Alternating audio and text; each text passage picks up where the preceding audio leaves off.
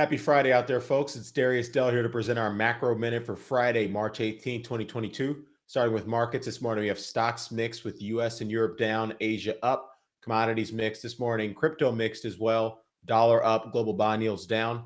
Big news this morning. I think it's enormous news. One of the biggest news stories of our entire lifetimes.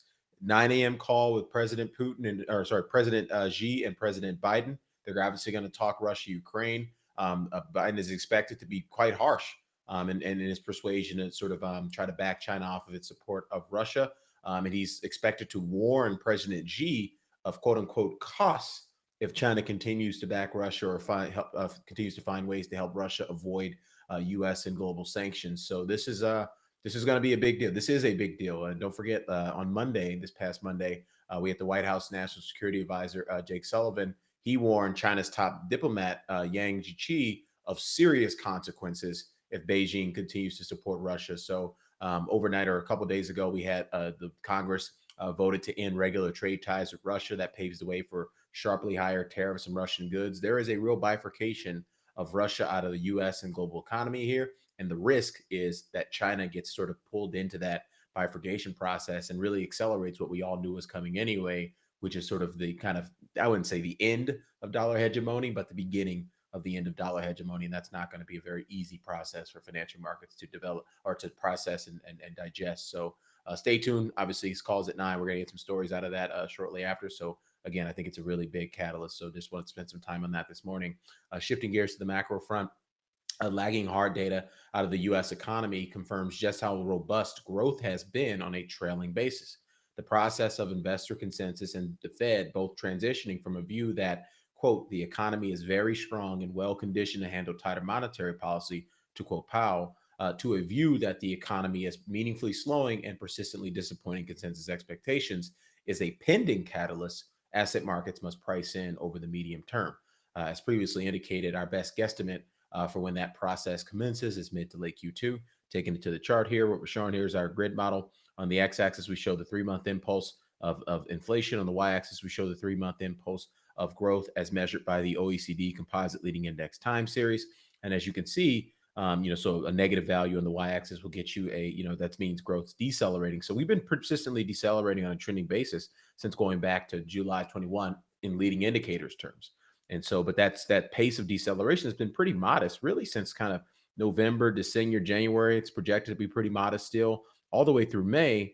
But once you get into June, the pace, that modest deceleration, that cooling of the economy for some very bubbly levels in Q2 of last year, that pace of deterioration is likely to start to pick up. And so that is our opinion when asset markets are going to start to price in. When we back test these things, the speed and the change, the direction of travel, the magnitude, these are all critical factors in terms of asset market response and the dispersion we see within asset markets. So that's our best guess on when things could start to pick up from a volatility perspective.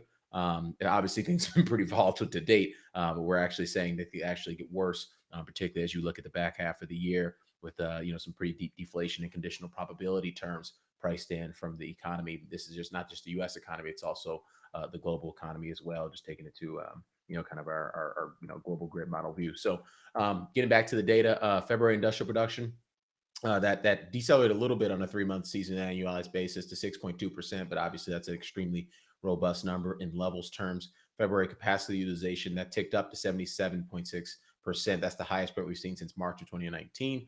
Housing starts accelerated to 1.8 million on a SAR basis. That's the highest print we've seen since June 06.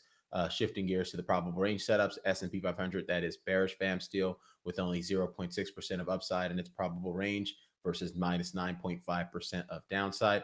WTI still neutral VAMs, minus 13% of downside versus 26% of upside. Bloomberg Dollar Index, bullish VAMs, minus 0.6% of upside versus 1.9% of downside.